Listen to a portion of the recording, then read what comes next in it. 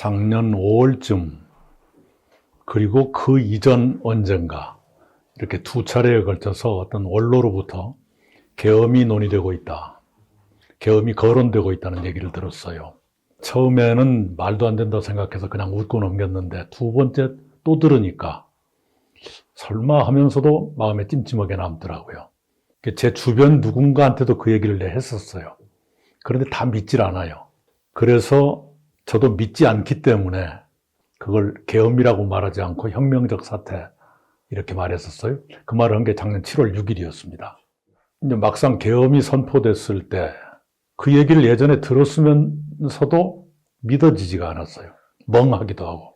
한참 있다가 마음을 좀 정리하고 난 뒤에 빨리 해제돼야 한다. 그런 입장을 발표했죠.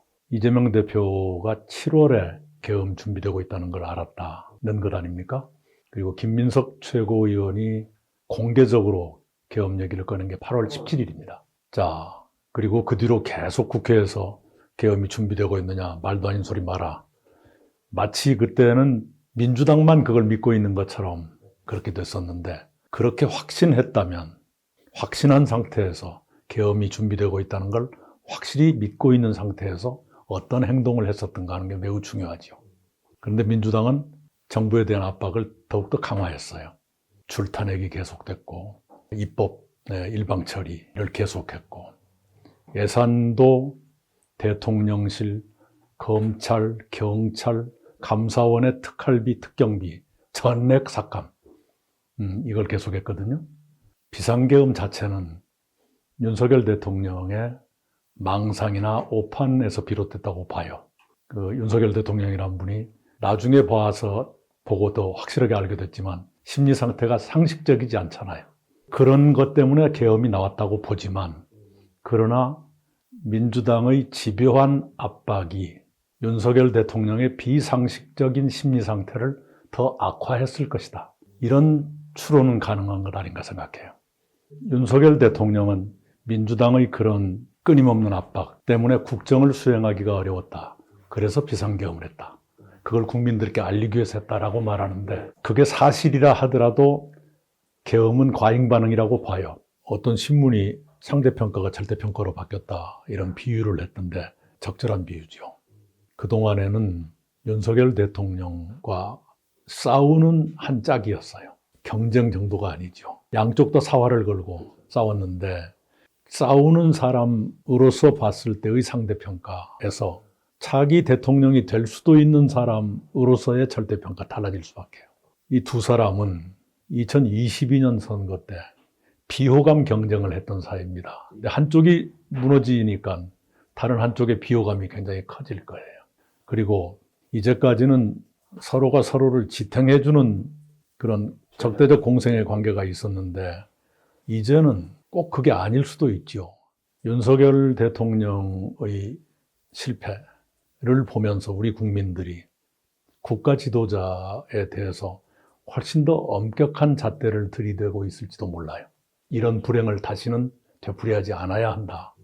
그래서 이재명 대표에 대해서도 우리가 이미 알고 있는 우려들이 많이 있지 않습니까? 그걸 그냥 일상적으로 넘기지 않고 이제는 좀 엄격하게 따지기 시작한 것 아닌가 싶어요.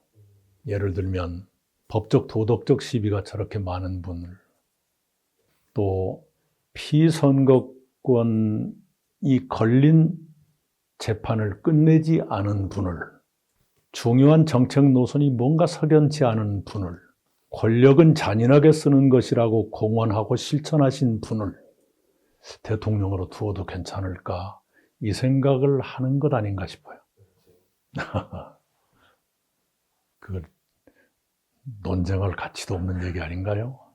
그러나 지금 여론조사 결과를 보면 정권 교체가 필요하다는 응답은 50%를 넘나드는데, 이재명 대표를 지지한다는 응답은 30% 초반대에 머물러 있잖아요. 거의 20%의 격차가 생기는 것 아닙니까? 그런 여론조사는 간단히 말하면 민주당은 지지할 수 있는데 이 씨는 싫다, 이런 얘기 아닌가요? 바로 그런 것이 여론이라고 본다면 그런 여론에 부응하려고 노력하는 것이 정치인들의 의무라고 생각해요. 당원들이란 주관식 시험에 익숙하지 않습니다. 객관식 시험을 많이 봐요. 누군가 시험 문제처럼 한 서너 개의 문항이 왔다 갔다 해야 됩니다. 그래서 그런 것을 이제 뜻이 있는 사람들이 보여줘야 되겠죠. 저희가 할 수 있는 것 중에서 가장 의미 있는 일을 하게 될 거예요. 저희 세력이 그렇게 많이 남아있질 않는데 설령 한 줌의 세력밖에 없다고 하더라도 이 국가와 역사에 공헌하는 방법으로 쓸 거예요. 할 일은 있을 거라고 생각합니다. 저런 공수처를 보려고 그 법을 만들었나 싶어요. 아시겠지만 공수처는 우리나라 시민사회가 수십 년 동안 요구했던 것입니다. 25년인가 그럴 거예요. 그걸 문재인 정부 때 정부와 민주당이 어렵사리 만든 것 아닙니까? 왜 시민사회는 그걸 원했고 왜 문재인 정부는 그렇게 고심 끝에 만들었던가? 그 초심으로 돌아가서 그 취지에 맞게 아주 혁신적인 보강을 해주었으면 좋겠어요. 우리나라가 흔히 뭐 좀 안 되면 폐지해버린다거나 막 이러는데 너무 극단적인 선택만 할 것이 아니라 뭐가 잘못됐던가 이걸 다시 한번 생각하면서 고쳤으면 좋겠습니다. 한국 사회의 내편의식, 그러니까 과거에 검찰에 함께 있었던 사람이 다시 검찰을 수사한다든가 그럴 수 있느냐. 한국에서는 이라는 게 퇴임 이후에도 유지된다는 어떤 것이 있는지 몰라도 권력 가진 사람을 수사하는 것을 대단히 꺼리는 이런 문화 같은 게 있는 것 같아요. 근데 바로 그것 때문에 공수처를 만든 거거든요. 권력을 가졌다 그래서 봐주지 마라. 그런 건데 여전히 우리 의식은 그대로 남았기 때문에 사실은 공수처를 발족하고 난 뒤에도 공수처장을 못 구해서 굉장히 애를 먹었습니다. 원하는 분들이 오시질 않는 거예요. 그 이유가 바로 그거예요. 옛날에 내 한 식구였는데 어떻게 내가 수사를 하느냐. 저 현직에 있는 사람을 수사해가지고 나한테 불이익이 오는 건 아니냐라든가 등등의 것 때문에 피해요. 과거에 검찰이 고위공직자들 수사할 때도 그런 뭔가가 있을 거다 해서 공수처로 분리해서 낸 건데 여전히 그런 의식이 남아있는 거예요.